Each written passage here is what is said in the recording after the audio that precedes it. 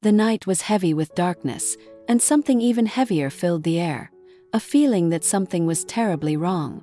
Jesus, the man who had healed the sick, fed the crowds, raised the dead, and spoke words that touched hearts and stirred souls, now stood alone, surrounded by hatred, betrayal, and fear.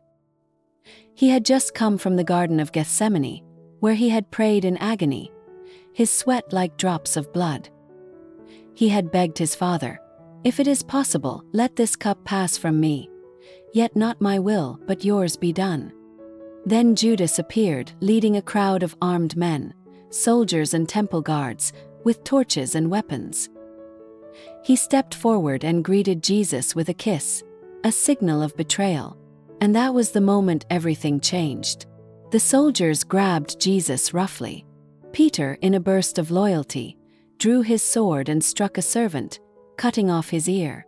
But Jesus told him to stop and healed the man, even as he was being arrested. His disciples, terrified and confused, ran away into the night. Only Peter and John followed from a distance, keeping to the shadows as Jesus was led away to the high priest's house. Before we go further into this gripping and emotional story, please hit that subscribe button, like the video, and share it with someone who needs to hear about Jesus' great love and sacrifice. Inside the high priest's house, a hasty trial began. But this was no real court. It was a setup. The religious leaders had already decided Jesus must die. They just needed to make it look official. They brought in witnesses, but their lies didn't agree. No one could get the story straight.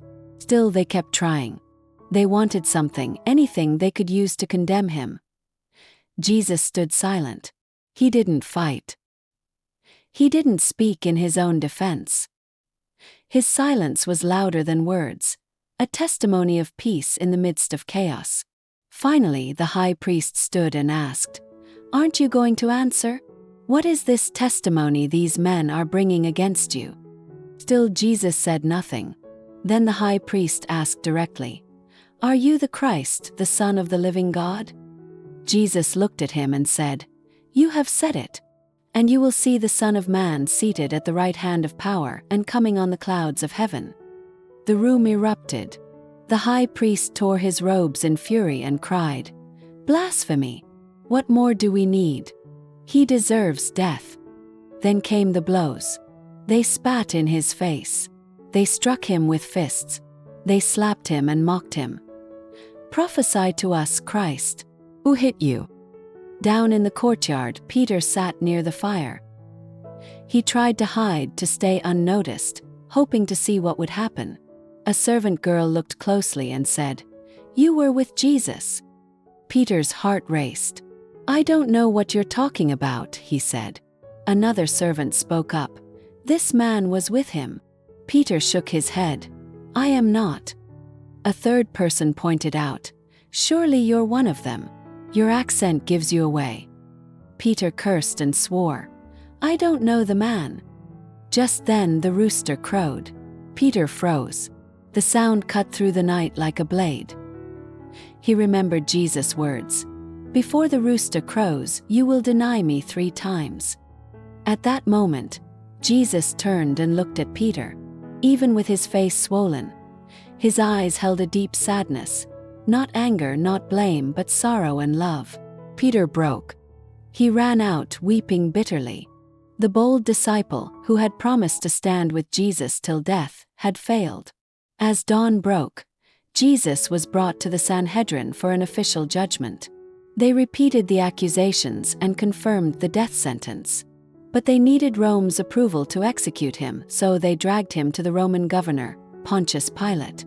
Pilate looked at Jesus and saw no danger. He asked, "Are you the king of the Jews?" Jesus answered, "My kingdom is not of this world. If it were, my servants would fight. But my kingdom is not from here." Pilate turned to the crowd and said, "I find no fault in him." But the crowd, stirred by the priests, cried louder, "He stirs up the people. He claims to be a king." Hearing that Jesus was from Galilee, Pilate sent him to Herod, the ruler of that region, who was in Jerusalem for the feast. Herod was excited to see Jesus. He had heard of his miracles and hoped to see one performed. He questioned Jesus at length, but Jesus said nothing. Herod's soldiers mocked him, dressed him in a bright robe, and sent him back to Pilate. Now the crowd outside Pilate's hall had grown. Pilate offered a choice: release one prisoner for the Passover. He presented Barabbas, a known criminal, and Jesus, the innocent one. "Whom do you want me to release to you?" Pilate asked. "Barabbas." They shouted. "What shall I do then with Jesus, who is called Christ?" "Crucify him," came the answer. "Why? What crime has he committed?" Pilate pleaded. But the crowd roared louder, "Crucify him." Pilate, fearing a riot, washed his hands before the crowd and said, "I am innocent of this man's blood. See to it yourselves." The people shouted back, "His blood be on us and our children." So Pilate handed Jesus over to be crucified. The soldiers took him away. They stripped him and tied him to a post. With cruel laughter, they whipped him again and again, until his back was torn and bloody. Then they twisted thorns into a crown and forced it on his head. Blood streamed down his face. They put a reed in his hand and mocked him, bowing and saying, "Hail, King of the Jews!" They spat on him, took the reed, and struck him on the head. Still, Jesus remained silent. He carried no hate. He bore no anger. He accepted the shame, the pain, and the cruelty, for you, for me, for all. He was led out, barely able to walk, carrying a rough wooden cross. This was the Lamb of God, innocent and spotless, walking the road of suffering. The crowd that once welcomed him into Jerusalem with shouts of "Hosanna" now cheered for his death. But Jesus did not stop loving them. He was the silent lamb, fulfilling the mission he had come for. Not to fight but to save. Not to destroy but to redeem. Not to judge but to forgive. If this story has touched your heart, please like this video, subscribe to Animated Bible Stories, and share it with someone who needs to hear about Jesus' love. In the comments, tell us, what part of his sacrifice moves you the most? Let's reflect together on the depth of his mercy. The cross awaits. The story of redemption is unfolding. But the darkest night will lead to the brightest dawn.